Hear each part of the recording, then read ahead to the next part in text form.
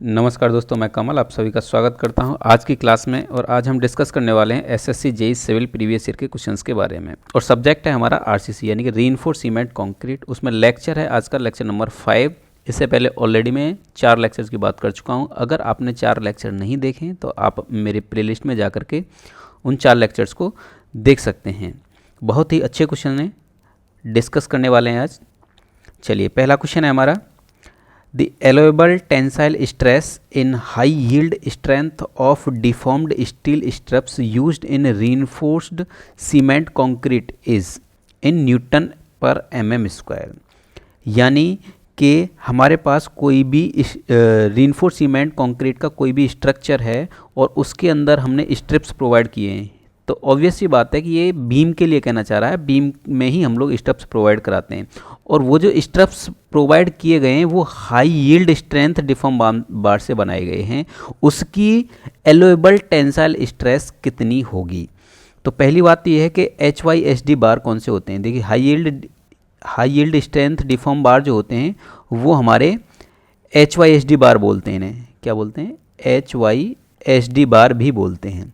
अब HYSD बार कौन से होते हैं सबसे पहले ये समझेंगे। HYSD बार यानी कि 250 ग्रेड से ऊपर के जितने भी ग्रेड होते हैं स्टील के, उनको हम HYSD की कैटेगरी में डालते हैं। जैसे 415 है, 500 है, 550 है, तो ये सारे किस में आते हैं? HYSD यानी कि high yield strength deform bars कहलाते हैं ये। तो उसके लिए एलोएबल टेंसाइल स्ट्रेस कितनी होगी? तो टेंसाइल स्ट्रेंथ इसके लिए कितनी होगी? देखिए, इसमें 2 चीज़ें दे रखी हैं, माइल्ड स्टील के लिए और HYSD के लिए। अच्छा, इसमें types of stress in steel in reinforcement. तो पहला है टेंशन। देखो टेंशन में क्या क्या आता है? सिग्मा ST और सिग्मा SV। सिग्मा ST क्या है और सिग्मा SV क्या है, सबसे पहले ये समझेंगे हम। सिग्मा ST क्या होता है? Permissible stress in steel in tension. और सिग्मा SV होता है इसमें स्पेसिंग ऑफ वर्टिकल स्ट्रिप्स। तो उसके लिए 2 पार्ट दिए गए हैं पहले वाले नंबर के लिए, A और B। तो अगर मान लीजिए डायमीटर लेस देन और इक्वल टू 20 mm है तो उसके लिए माइल्ड स्टील में हम 140 यूज़ करते हैं और HYSD के लिए 230। अगर इसमें डायमीटर ग्रेटर देन 20 mm है, यानी कि डायमीटर किसका है? फाई को हम करें डायमीटर किसका? बार का। अगर मान लीजिए डायमीटर ऑफ बार अगर 20 mm से ज़्यादा है तो इसमें माइल्ड स्टील में हम लोग इसकी वैल्यू लेते हैं 130 और HYSD के लिए लेते हैं 230। तो इन दोनों कंडीशन में ही वैल्यू कितनी लेते हैं? 230 लेते हैं। तो इसके लिए इसका आंसर जो होगा वो कौन सा होगा? 230 होगा। क्यों? क्योंकि स्ट्रिप्स की बात कर रहा है और स्ट्रिप्स का मतलब है कि सिग्मा SV। और सिग्मा SV के लिए यानी कि टेंशन की बात कर रहा है, टेंशन में इसकी वैल्यू दोनों के लिए 230 लेते हैं। HYSD में अगर माइल्ड में होता तो इसकी वैल्यू चेंज हो जाती, 140 और 130 होती है। तो ये टेबल आपको याद करनी है, इसमें से ये कई सारे क्वेश्चंस बनते हैं और ये सारे क्वेश्चन पूछे गए हैं इस टेबल में, जितने भी क्वेश्चन आपको दिखाई दे रहे हैं। तो टेंशन और कंप्रेशन के लिए लेते हैं, टेंशन में 2 वैल्यू लेते हैं और कंप्रेशन में 1 वैल्यू लेते हैं। ये याद रखना, बहुत इंपॉर्टेंट क्वेश्चन है। जितने भी क्वेश्चन कराने वाला हूँ मैं, बहुत इंपॉर्टेंट क्वेश्चन है। ये केवल SSC JEE के ही क्वेश्चन नहीं है, ये आप जो भी एग्जाम देंगे वहाँ पर आपको एज इट इज कई सारे क्वेश्चन इसमें से मिलेंगे आपको देखने को। तो एंड तक आपको वीडियो को देखना है। चलते हैं next question. The minimum quantity of a cement content that is needed in 1 metre cube of a reinforced concrete which is not directly exposed weather is about in kilogram. इसका मतलब क्या है? इसका मतलब ये है कि कोई भी रीइंफोर्स्ड सीमेंट कंक्रीट का स्ट्रक्चर है, उस 1 मीटर क्यूब का कोई भी रीइंफोर्स्ड कंक्रीट है हमारा, उसमें मिनिमम क्वांटिटी ऑफ सीमेंट कितना यूज़ करेंगे जब कंडीशन दे रखी है। लेकिन हमारे पास कब? जब which is not directly exposed weather, जब वो डायरेक्टली एक्सपोज्ड नहीं है वेदर में। तो क्या कह सकते हैं हम इसको? ये कह सकते हैं कि प्रोटेक्टेड अगेंस्ट वेदर। भाई यही तो कह सकते हैं, जब वो डायरेक्टली एक्सपोज्ड वेदर में नहीं है तो इसका मतलब प्रोटेक्टेड अगेंस्ट वेदर। तो उसके लिए वैल्यू कितनी होगी? देखो पहले वाला ये कंडीशन दिखाई दे रही है, इसके लिए मिनिमम सीमेंट कितना होगा? 300। मिनिमम वाटर सीमेंट रेशियो कितना लेते हैं 0.55। इसके लिए मिनिमम कवर कितना होगा 20 mm, मिनिमम ग्रेड कितना होगा 20। ये भी पूछ सकता था which is not directly expose to weather की जगह ये भी कह सकता था माइल्ड कंडीशन के लिए, तो माइल्ड के लिए भी यही वैल्यू रहती, मॉडरेट के लिए भी ये वैल्यू है, आप इसमें दिखाई दे रही हैं। सीवर के लिए इसी तरीके से कुछ वैल्यू दे रखी हैं, वेरी सीवर के लिए और एक्सट्रीम के लिए। तो ये टेबल आपको पूरी याद करनी है, इसमें से भी कई सारे क्वेश्चन पूछे जाते हैं। इसमें से पहले एक क्वेश्चन मैंने कल भी बताया था आपको, तो कल भी बताया था एक क्वेश्चन, तो वहाँ भी एक क्वेश्चन आया था, ये वाला क्वेश्चन था कल वाली क्लास में। तो इसी तरीके से इसमें से हर एक वैल्यू आपके एग्जाम में पूछी गई है। ये वाली एक्सट्रीम के लिए भी बहुत इंपॉर्टेंट है, टाइडल जोन के लिए पूछता है, टाइडल जोन के लिए पूछता है। तो ये चारों वैल्यू आपको याद करनी है, ये सब वैल्यू आपको याद करनी है, तो बहुत इंपॉर्टेंट टेबल है ये। चलिए नेक्स्ट है for M15 grade of concrete, इसका रेशियो दे रखा है 1:4। The moment of resistance factor is, moment resistance of factor कितना होगा किसके लिए M15 ग्रेड के लिए। देखिए हमारे पास 3 मेथड होते हैं basically, limited state method, working stress method और अल्टीमेट लोड मेथड। तो सबसे ज़्यादा इंपॉर्टेंट होता है LSM, यानी कि सबसे ज़्यादा क्वेश्चन LSM से आते हैं, दूसरे नंबर पर WSM से, और बहुत ही नेग्लेजिबल यानी कि 2-4% ही क्वेश्चन आपके अल्टीमेट लोड मेथड से आते हैं। तो ये जो क्वेश्चन है ये बेस्ड है वर्किंग स्ट्रेस मेथड के ऊपर, यानी कि WSM के ऊपर।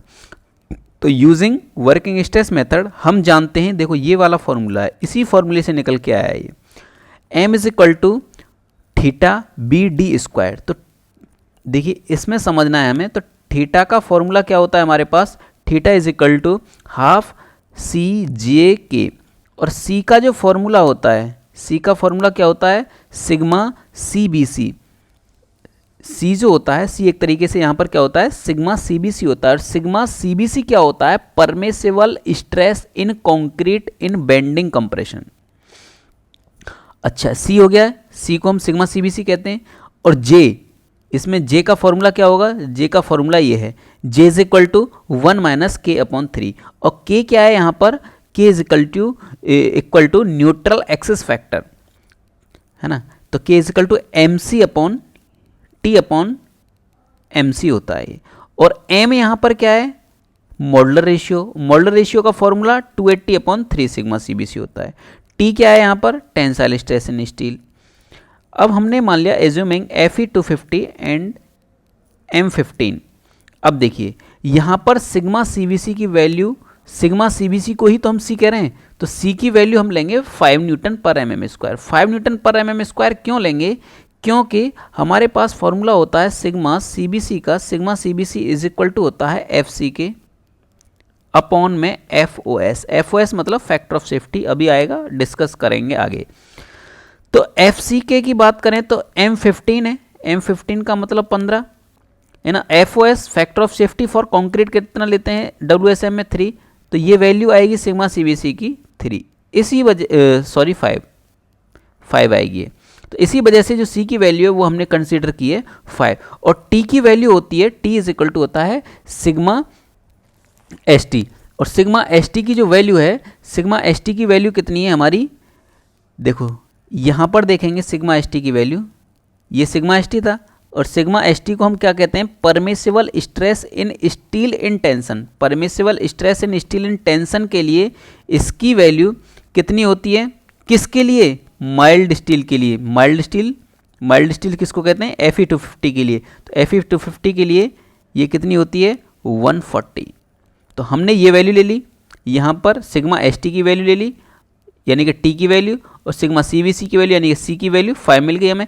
तो हम यहाँ से M निकाल सकते हैं ये वाले फॉर्मूले में रख के, 280/3 σ/CBC, σ/CBC की वैल्यू 5 रख दी, 280/3 कर दिया, तो यहाँ से हमें M की वैल्यू आ गई। अब हम K की वैल्यू निकाल सकते हैं, K = फॉर्मूला होता है MC/T+MC, तो M की वैल्यू आ गई, C की वैल्यू है, यहाँ से निकालेंगे तो ये वैल्यू आ जाएगी हमारी 0.4। उसी तरीके से अगर हम J की वैल्यू निकालेंगे तो J = क्या है 1 - K/3, K की वैल्यू हमारी 0.4 आ गई, तो ये वैल्यू हमारी कितनी आ जाएगी 0.867 J की वैल्यू।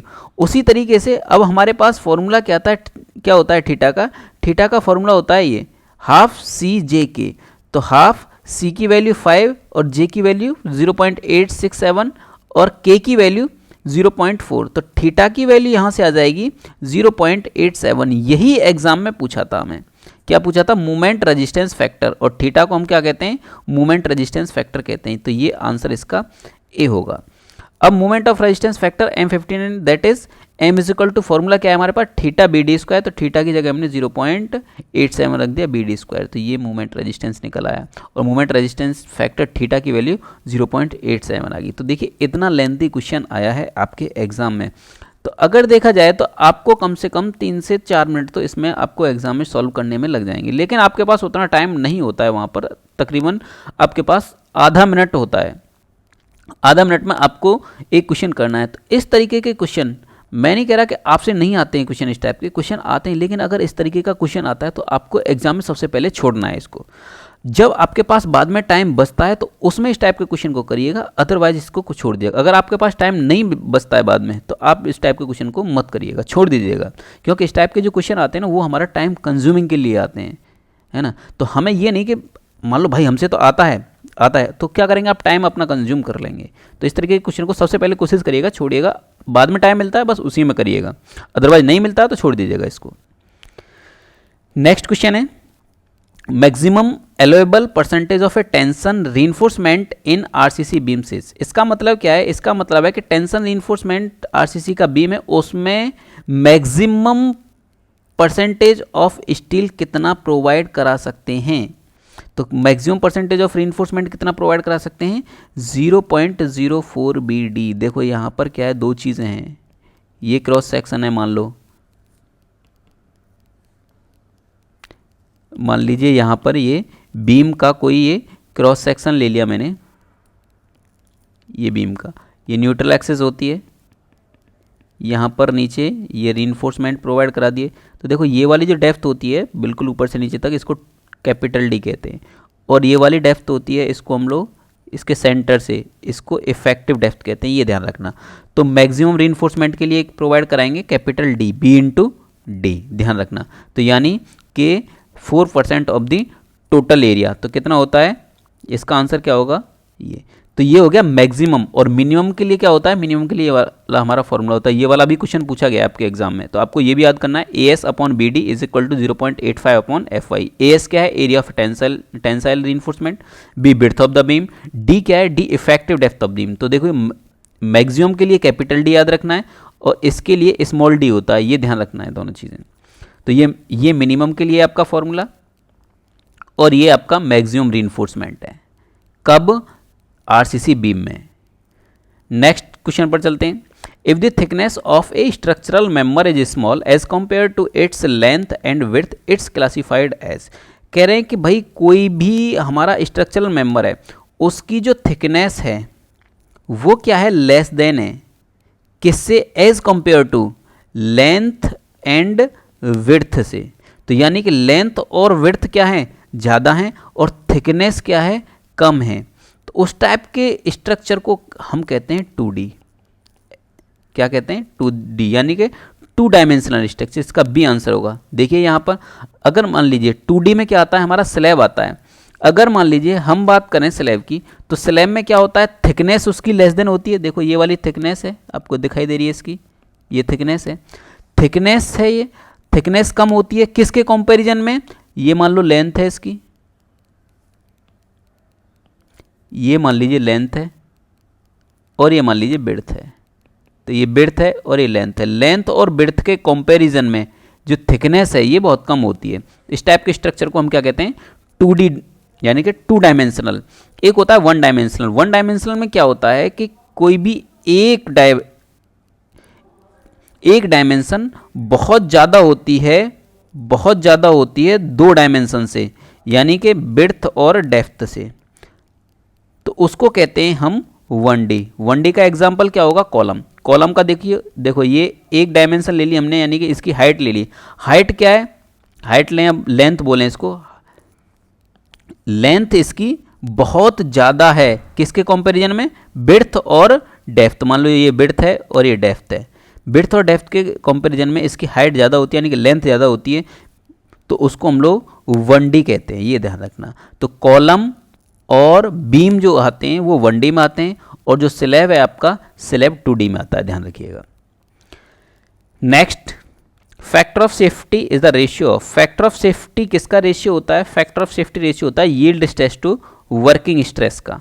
तो देखो फैक्टर ऑफ सेफ्टी को मैं कई बार डिस्कस कर चुका हूँ। फैक्टर ऑफ सेफ्टी क्या है कि एक सेफ्टी का फैक्टर लेकर के चलते हैं। एग्जांपल के तौर पर कोई भी आप बिल्डिंग डिजाइन करने के लिए देंगे आप इंजीनियर को, तो क्या करेगा वो सबसे पहले लोड देखेगा। एग्जांपल के तौर पर उसका लोड आ रहा है 20 किलोन्यूटन, है ना, तो 20 किलोन्यूटन के लिए वो डिजाइन नहीं करेगा। इंजीनियर क्या करेगा, इसके लोड को बढ़ाएगा। तो लोड को बढ़ाएगा तो मान लीजिए वो फैक्टर ऑफ सेफ्टी के तौर पर सेफ्टी का फैक्टर लेकर के, लोड फैक्टर बोलते हैं जिसको हम, 1.5 का मल्टीप्लाई करेगा, तो इसको डिजाइन करेगा 30 किलोन्यूटन पर। तो ये वैल्यू कितनी हो जाएगी? 30 किलोन्यूटन। तो ये जो वैल्यू आई है आपकी, ये पहले ये वैल्यू थी आपकी 20 किलोन्यूटन, अब ये वैल्यू आई है 30 किलोन्यूटन। अगर मान लो कोई सी भी बिल्डिंग को 20 किलोन्यूटन के लिए डिजाइन करेंगे और एक 30 के लिए डिजाइन कर रहे हैं, तो 30 के लिए तो ज़्यादा लोड ले पाएगी ना, वो 30 किलोमीटर तक ले सकती है, लेकिन अगर 20 के लिए डिजाइन करेंगे तो 20 किलोमीटर तक ले सकती है। तो इसमें जो 1.5 का मल्टीप्लाई किया है हमने, जिसको लोड फैक्टर कहते हैं, इसी को, यही एक तरीके का हमारा क्या है? फैक्टर ऑफ सेफ्टी, यानी कि सेफ्टी का फैक्टर ही तो बन के जा रहा है जिसकी वजह से 30 हो रहा है। तो इसी को हम लोग सेफ्टी ऑफ फैक्टर कहते हैं। तो फैक्टर ऑफ सेफ्टी क्या होता है? Yield stress upon working stress. Yield stress क्या होता है? Ultimate strength of the material. अब एफओएस का ये फॉर्मूला हुआ था, strength of material upon permissible stress. Next, the modular ratio m of concrete whose permissible compressive stress is c में obtain from the equation. तो मॉडुलर रेशियो का formula क्या है जो अभी हमने डिस्कस किया था? m is equal to 280/3 sigma CBC था, यहाँ पर c है। अगर c किलोग्राम पर सेंटीमीटर स्क्वायर में होता है तो ये वैल्यू कितनी आती है हमारी? 2800/3c। तो इसमें ये वाला आंसर होगा। नेक्स्ट बात करते हैं क्वेश्चन नंबर 48, यानी कि आज का 8वां क्वेश्चन है। M10 grade of concrete approximates mix, यानी कि M10 ग्रेड ऑफ कंक्रीट जो होता है उसका ग्रेड, उसका एक रेशियो क्या होता है? तो ये हम डिसाइड करते हैं एज पर IS 102622009, यानी कि 10/262/2009, ये हमारा इंडियन स्टैंडर्ड कोड है।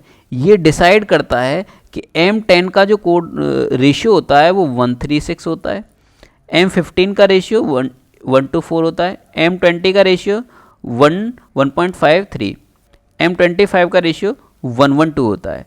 तो 1:1.2 मान लो, 1:1.2 ले लो या 136 ले लो, इसका मतलब क्या है? देखो पहला पार्ट जो होता है, इसमें 3 पार्ट हैं बेसिकली।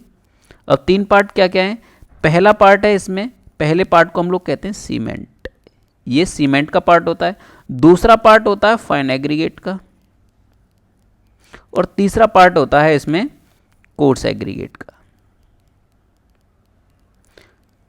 तो इसी तरीके से अगर इसमें बात करें, किसी में भी बात करें, तो इसमें सब में पहला पार्ट सीमेंट का होता है, दूसरा पार्ट फाइन एग्रीगेट का होता है, और तीसरा पार्ट कोर्स एग्रीगेट का होता है। अगर मान लीजिए M10 लेना होगा हमें, तो M10 के लिए 1 सीमेंट लेना होगा। तो अगर मान लीजिए 1 वॉल्यूम में ले रहे हैं या 1 kg में ले सकते हैं, आप किसी में भी ले सकते हैं। अगर मान लो 1 kg में ले रहे हैं, यूनिट मैंने kg रख ली सबकी, तो 1 kg सीमेंट लेंगे, 3 kg फाइन एग्रीगेट लेंगे और 6 kg कोर्स एग्रीगेट लेंगे, तो उसको बोलेंगे हम M10 ग्रेड।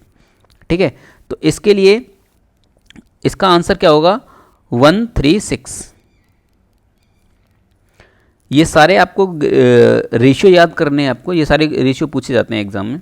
और सबसे ज़्यादा इंपॉर्टेंट तो M20 आता है, ये कई बार पूछा जाता है एग्जाम में।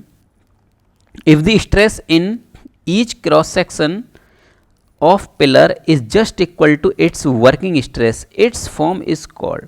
अगर मान लीजिए कोई भी पिलर है, उसका क्रॉस सेक्शन ले रहे हैं हम, तो उसमें जो स्ट्रेसेस हैं वो just equal to working stress के हैं, तो उस टाइप की कंडीशन को कहते हैं हम, वो फॉर्म होती है हमारी फॉर्म ऑफ इक्वल स्ट्रेंथ।